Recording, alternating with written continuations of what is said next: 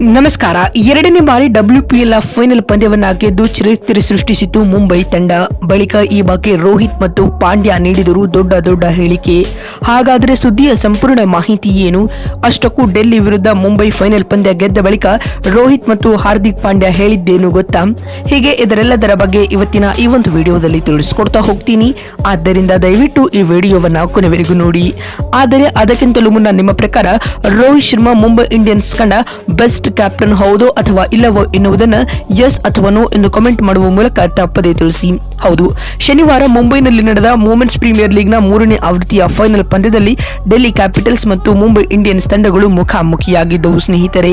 ಈ ಒಂದು WPL final ಪಂದ್ಯದಲ್ಲಿ ಮುಂಬೈ ತಂಡವು 8 ರನ್ಗಳ ರೋಚಕ ಗೆಲುವು ದಾಖಲಿಸುವ ಮೂಲಕ ಟೂರ್ನಿಯಲ್ಲಿ 2ನೇ ಬಾರಿ ಚಾಂಪಿಯನ್ ಪಟ್ಟಕ್ಕೇರಿದೆ ಸ್ನೇಹಿತರೆ. ಅತ್ತ ಫೈನಲ್ ಪಂದ್ಯದಲ್ಲಿ ಸೋಲು ದಾಖಲಿಸುವ ಮೂಲಕ ಸತತ 3ನೇ ಬಾರಿಗೂ ಕೂಡ ಡೆಲ್ಲಿ ಕ್ಯಾಪಿಟಲ್ಸ್ ತಂಡವು ರನ್ನರ್ ಅಪ್ ಸ್ಥಾನಕ್ಕೆ ತೃಪ್ತಿ ಪಡೆದುಕೊಂಡಿದೆ ಸ್ನೇಹಿತರೆ. ಮುಂಬೈನ ಬ್ರೆಬೋನ್ ಕ್ರೀಡಾಂಗಣದಲ್ಲಿ ನಡೆದ ಫೈನಲ್ ಪಂದ್ಯದಲ್ಲಿ ಟಾಸ್ ಸೋತು ಮೊದಲು ಬ್ಯಾಟಿಂಗ್ ಮಾಡಿದ ಮುಂಬೈ ಇಂಡಿಯನ್ಸ್ ತಂಡವು ಅತ್ಯಂತ ಕೆಟ್ಟ ಆರಂಭವನ್ನ ಪಡೆದುಕೊಂಡಿತು ಸ್ನೇಹಿತರೆ. ಪವರ್ ಪ್ಲೇನಲ್ಲಿ 2 ವಿಕೆಟ್ ಕಳೆದುಕೊಂಡು ಕೇವಲ 22 ರನ್ ಕಲೆ ಹಾಕಿತು. ಅದ್ಯಾಗೂ ತಂಡಕ್ಕೆ ನ್ಯಾಟ್ ಸ್ಕಿವರ್ಬ್ರೆಂಡ್ ಹಾಗೂ ನಾಯಕಿ ಹರ್ಮನ್ ಪ್ರೀತ್ ಕೌರ್ ಆಸರೆಯಾಗಿ ನಿಲ್ಲುತ್ತಾರೆ ಸ್ನೇಹಿತರೆ. ಇವರಿಬ್ಬರ ನಡುವೆ ಅರ್ಧ ಶತಕದ ಜೊತೆ ಆಟವು ಕಂಡು ಬಂದಿತು. ಅಂತಿಮವಾಗಿ ಮುಂಬೈ ಇಂಡಿಯನ್ಸ್ ತಂಡವು ನಿಗದಿತ 20 ಓವರ್ಗಳಲ್ಲಿ 7 ವಿಕೆಟ್ ಕಳೆದುಕೊಂಡು 149 ರನ್ ಕಲೆ ಹಾಕಿತು ಸ್ನೇಹಿತರೆ. ತಂಡದ ಪರ ಹರ್ಮನ್ ಪ್ರೀತ್ ಕೌರ್ 44 ಎಸೆತಗಳನ್ನು ಎದುರಿಸಿ 66 ರನ್ ಬಾರಿಸಿ ಕ್ಯಾಪ್ಟನ್ಸಿ ಇನ್ನಿಂಗ್ಸ್ ಆಡಿದರು. ಇನ್ನು ನ್ಯಾಟ್ ಸ್ಕಿವರ್ಬ್ರೆಂಡ್ 30 ರನ್ ಬಾರಿಸಿ ಮಿಂಚಿದರು. ಇನ್ನು ಆತ ಡೆಲ್ಲಿ ತಂಡದ ಪರ ಮಾರಿಜಾನ್ ಕಾಪ್ ಹಾಗೂ ಜಸ್ ಜಾನ್ಸನ್ ತಲಾ 2 ವಿಕೆಟ್ ಪಡೆದುಕೊಂಡರು.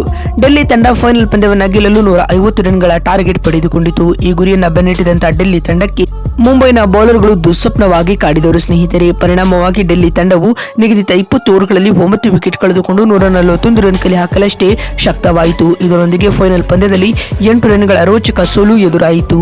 ಮತ್ತು ಡೆಲ್ಲಿ ತಂಡದ ಪರ ಬ್ಯಾಟಿಂಗ್ ನಲ್ಲಿ ಆಲ್ರೌಂಡರ್ ಮಾರಿಜಾನ್ ಕಾಪ್ 40 ರನ್ ಬಾರಿಸಿ ಗರಿಷ್ಠ ಸ್ಕೋರ್ ಎನಿಸಿಕೊಂಡರೆ ಜಮೀಮಾ ರಾಡ್ರಿಗಸ್ 30 ರನ್ ಬಾರಿಸಿ ಮಿಂಚಿದರು. ಮತ್ತು ನಮ್ಮ ಕನ್ನಡತಿ ನಿಕಿ ಪ್ರಸಾದ್ ಅಜಯ 25 ರನ್ಗಳ ಗೆಲುವಿನ ಹೋರಾಟ ನೀಡಿದರು. ಆದರೂ ಸಹ ಅದು ಸಾಕಾಗಲೇ ಇಲ್ಲ. ಇದರೊಂದಿಗೆ ಮುಂಬೈ ಇಂಡಿಯನ್ಸ್ ತಂಡವು 3ನೇ ಆವೃತ್ತಿಯ ಚಾಂಪಿಯನ್ ಆಗಿ ಹೊರಹೊಮ್ಮಿದೆ. ಇದಲ್ಲದೆ ಟೂರ್ನಿಯಲ್ಲಿ 2ನೇ ಬಾರಿ ಚಾಂಪಿಯನ್ ಆದ ಚರಿತ್ರೆಯನ್ನ ಕೂಡ ಮುಂಬೈನ ನಾರಿಯರು ನಿರ್ಮಿಸಿದ್ದಾರೆ ಅಂತ ಹೇಳಬಹುದು. ಮತ್ತು ಇದೀಗ ಮುಂಬೈ ಫೈನಲ್ ಪಂದ್ಯ ಗೆದ್ದ ಬಳಿಕ ಮಾತನಾಡಿದ ರೋಹಿತ್ ಶರ್ಮಾ ಈ ರೀತಿಯಾಗಿ ಹೇಳಿದ್ದಾರೆ. ಮುಂಬೈನ ವನಿತೆಯರ ತಂಡ ಟೂರ್ನಿ ಉದ್ದಕ್ಕೂ ಉತ್ತಮ ಪ್ರದರ್ಶನ ನೀಡಿದ್ದಾರೆ. ತಂಡದ ಎಲ್ಲ ಆಟಗಾರ್ತಿಯರಿಗೆ ಈ ಗೆಲುವಿನ ಕ್ರೆಡಿಟ್ ಸಲ್ಲಬೇಕು.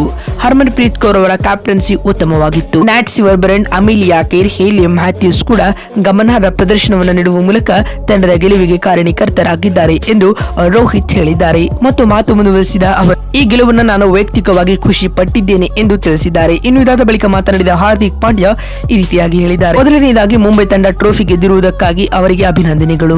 ಟೂರ್ನಿ ಉದ್ದಕ್ಕೂ ಉತ್ತಮ ಪ್ರದರ್ಶನ ನೀಡಿದ್ದಾರೆ. ಅದರಲ್ಲಿಯೂ ಫೈನಲ್ ಪಂದ್ಯದಲ್ಲಿ ನಾಯಕಿ ಹರ್ಮನ್ ಪ್ರೀತ್ ಕೌರ್ ಇಂಪ್ರೆಸಿವ್ ಪರ್ಫಾರ್ಮೆನ್ಸ್ ಅನ್ನ ನೀಡಿದ್ದಾರೆ. ಒಂದು ಕಡೆ ವಿಕೆಟ್ ಬೀಳುತ್ತಿದ್ದರೂ ಕೂಡ ಮತ್ತೊಂದು ಕಡೆ ಆಂಕರ್ ಇನ್ನಿಂಗ್ಸ್ ಆಡುವ ಮೂಲಕ ತಂಡದ ಗೆಲುವಿಗೆ ಕಾರಣೀಕರ್ತರಾಗಿದ್ದಾರೆ.